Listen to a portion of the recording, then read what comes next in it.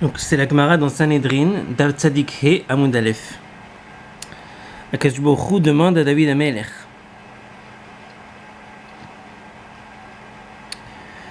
Et Iné.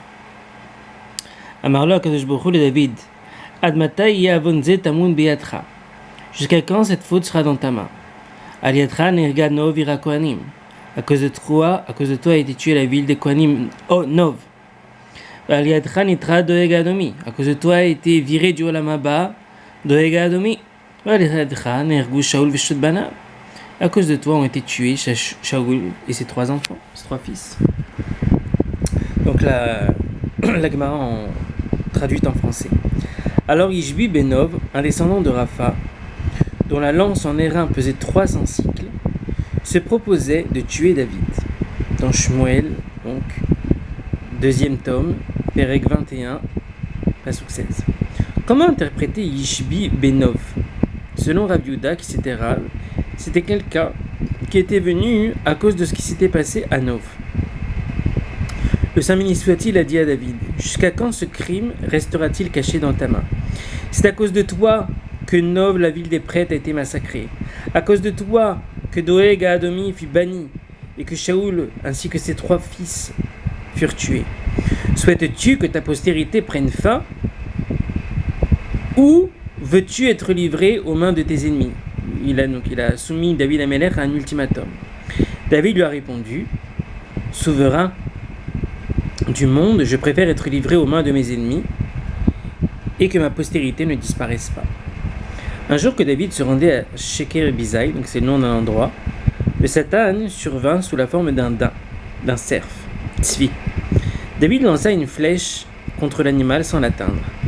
Celui-ci l'entraîna jusqu'au territoire des Philistines. Lorsque Ishbi, qui était le frère de Goliath, à Nov, donc dans la ville de Nov, aperçut David, il s'écria: c'est lui qui a tué mon frère Goliath. Il le lia solidement et le mit sous la pierre d'un pressoir. Mais un miracle eut lieu. La terre sous le corps de David s'amollit. C'est ce que veut dire le texte: tu donnes de l'aisance à mes pas et empêches mes talons de chanceler. Donc en hébreu, Tarchiv tzadai tartai velo ma'adu karsulai.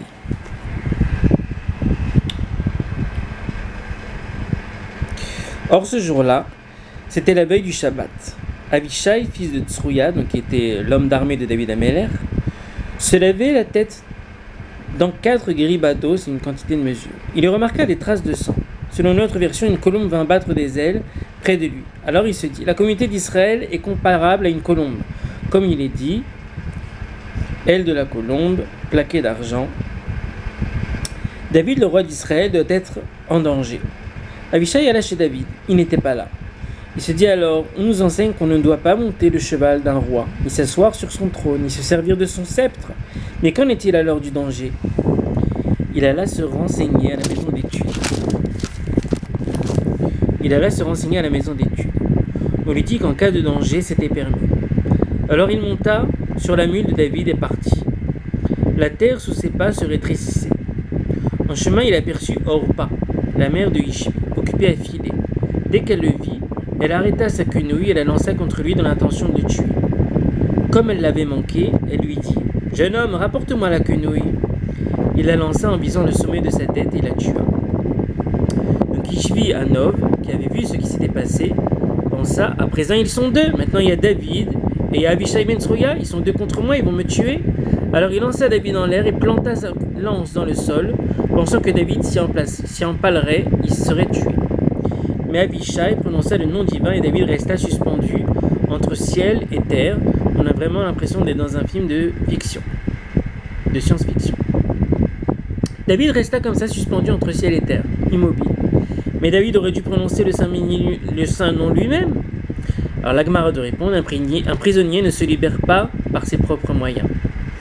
Que faisais-tu ici? Demanda Avishai au roi. David lui raconta ce que le Saint béni soit-il lui avait dit et ce qu'il lui avait répondu, c'est-à-dire l'ultimatum auquel il a été soumis. Renverse ta requête, lui conseille Avishai. Laisse ton petit-fils vendre de la cire et épargne-toi de souffrir.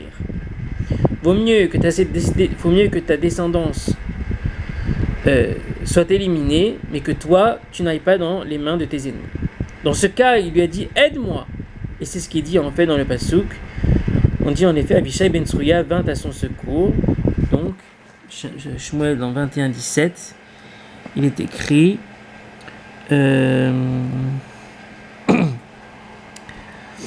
donc il y a marqué Vayazor lo Avishai ben Tsuria. Donc c'est de ça, c'est de cette histoire qu'on parle en fait.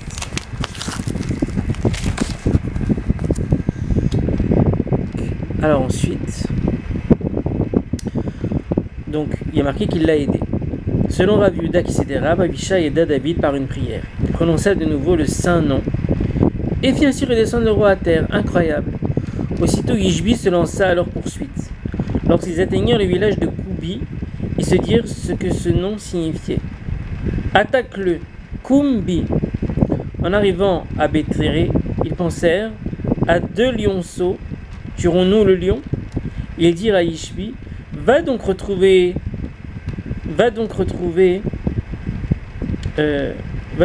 dans la tombe Orpa ta mère. Donc en fait ils lui ont rappelé la mort de sa mère. En lui rappelant sa mère, ils le démoralisèrent et parvinrent à le tuer. Et c'est à cause de cet épisode qu'il est écrit.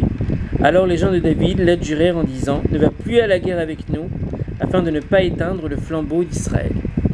Donc on voit de cette histoire pourquoi est-ce que David, Akadosh Baruch Hu avait reproché à David d'avoir tué, il n'avait vraiment jamais tué donc, la ville de Nov, Ira Kohanim, il n'avait vraiment jamais tué Shaoul et ses 3 enfants, et encore moins, c'est quoi la 3e faute? Et d'avoir fait bannir Doeg à Adomi. Donc en fait, lorsque vous remontez dans l'histoire, il faut se rappeler en fait que David avait fui Shaoul et s'était réfugié chez le Kohen Gadol Achimelech. Et donc Achimelech, il avait vraiment faim, énormément faim, David Amelech. Il a demandé à Achimelech de lui donner à manger. Et Achimelech lui donna donc le pain du lechem apanim qui est normalement censé être consommé que par les Kohanim. Et qui était présent? Doeg à Adomi. Donc lorsque Doeg a vu ça, donc il allait le répéter à Shaoul, et Shaoul a compris en fait que Achimelech était du côté de David Amelech. Donc il a voulu se venger du Kohen Gadol et de tous les Kohanim en faisant tuer toute la ville de Nov, qui était une ville de Kohanim, 85 Kohanim. Et qui les tua? Il avait ordonné pour les tuer? Doeg à Adomi. Doeg à Adomi, à cause de cette faute, a été banni.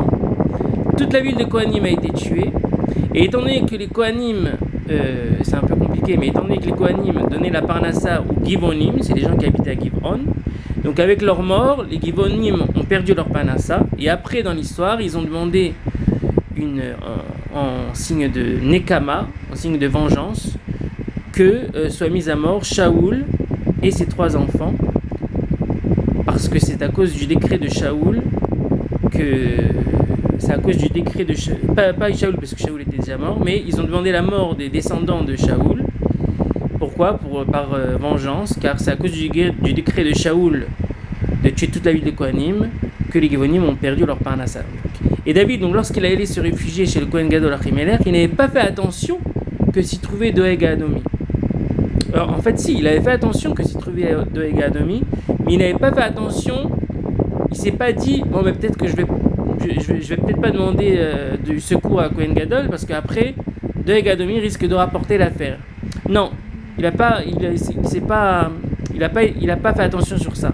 Mais en tout cas, il a remarqué que Doeg à Adomi était là. Il aurait dû faire attention. Et c'est ça en fait qui lui est reproché dans cette histoire. C'est que même si ça a été que de manière indirecte, s'il a causé toutes ces catastrophes de manière indirecte, malgré tout à son niveau, Akadosh Baruch Hu lui reproche comme si il avait fait la faute de manière directe.